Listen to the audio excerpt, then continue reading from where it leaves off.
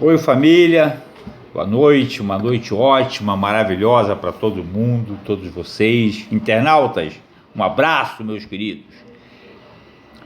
Bom, vamos orar? Vamos? Então, que delícia, né? Pai, sou eu, Pai, teu filho, Thales Vicente Ferreira. Pai, iniciei esta obra sendo impelido a ler o teu evangelho na família, Pai, ler a Bíblia, juntos estudarmos a tua palavra. Pai, ajuda-nos a entender a tua palavra, cura-nos da nossa surdez, abre os nossos olhos espirituais, os nossos ouvidos espirituais.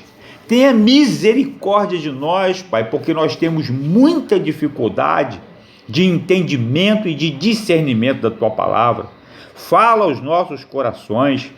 Fala, Pai, para que nós possamos então andar com mais firmeza nos teus caminhos, Pai. Porque o nosso prazer, o que nos agrada é fazer a tua vontade. Ficamos muito felizes quando fazemos as coisas certas, Pai, quando andamos no caminho da justiça. Ah, Pai, nos ajuda, nos ensina, fala-nos, Pai, através da tua palavra, nos ensina a tua palavra, Pai. É assim que eu oro, Pai, e agradeço em nome do teu Filho Jesus, amém. Bem, então, nós paramos no capítulo 2, quando Jesus transformou a água em vinho, e logo depois nós vemos que Jesus purifica o templo. Observa como João está escrevendo de memória aquilo que veio na recordação dele, para que nós creiamos. Observa como ele coloca que Jesus sai de um lugar para o outro. Ele saiu lá de Betânia, ele foi para Caná da Galileia, fez o milagre do vinho. Agora olha o que João escreve. No capítulo 2, verso 12. Depois disso, ele desceu a Cafarnaum, ou seja, saiu de Caná da Galileia e foi para Cafarnaum. Com quem? Foi para Cafarnaum com sua mãe, seus irmãos e seus discípulos. Ali ficaram alguns dias. Quando já estava chegando a Páscoa judaica, Jesus subiu a Jerusalém. Então, saiu de Caná da Galileia, foi para Cafarnaum. Agora, na época da Páscoa, ele foi para Jerusalém. No pátio do templo, viu alguns vendendo bois, ovelhas, pombos e outros assentados diante de mesas, trocando dinheiro. Então ele fez um chicote de corda e expulsou todos do templo, bem como as ovelhas e os bois, espalhou as moedas dos cambistas e virou as suas mesas. Aos que vendiam pombas, tirem estas coisas daqui, parem de fazer da casa de meu pai um mercado. Seus discípulos lembraram que está escrito: o zelo pela tua casa me consumirá. Então os judeus lhe perguntaram: que sinal miraculoso o Senhor pode mostrar-nos como prova da sua autoridade para fazer tudo isso? Jesus lhe respondeu: destruam este templo e eu o erguerei em 3 dias. Os judeus responderam: este templo levou 46 anos para ser edificado e o Senhor vai levantá-lo em 3 dias? Mas o templo do qual que ele falava era o seu corpo. Depois que ressuscitou dos mortos, os seus discípulos, inclusive João, que está escrevendo isso aqui há uns 30, 40 anos depois da ressurreição de Jesus, que ele escreveu esse livro, então ele está escrevendo de memória. Depois que ressuscitou dos mortos, os seus discípulos lembraram-se do que ele tinha dito. Então creram na Escritura e na palavra que Jesus dissera. Enquanto estava em Jerusalém, na festa da Páscoa, muitos viram os sinais miraculosos que ele estava realizando e creram em seu nome. Mas Jesus não se confiava a eles, pois conhecia a todos.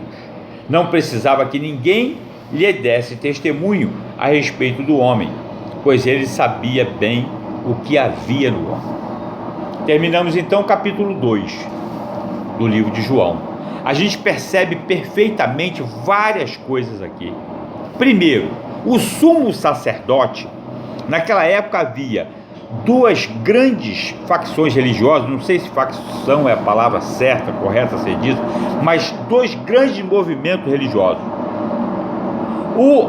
Os saduceus, que era mais para a parte da nobreza, e os fariseus, que vivia mais no meio do povão.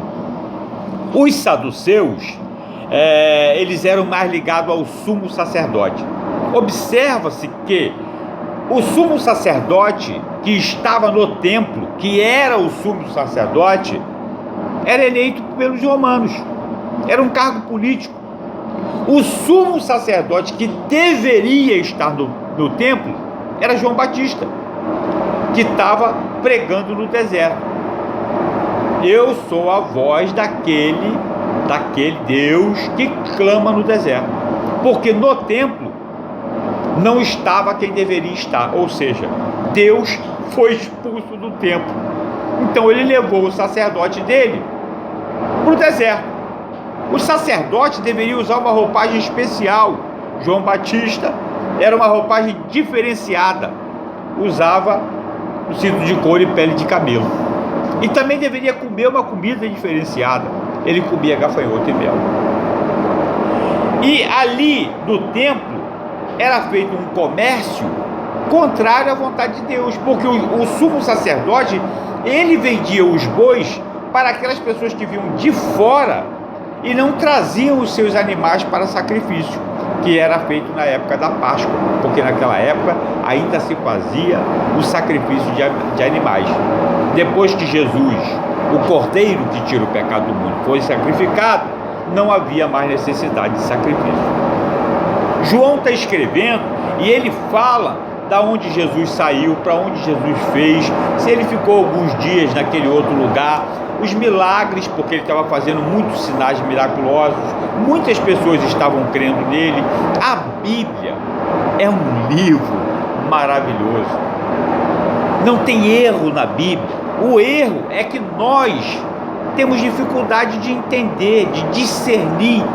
Eu não sou teólogo, eu não sou exegeta, eu não sou professor de escola bíblica, eu não sou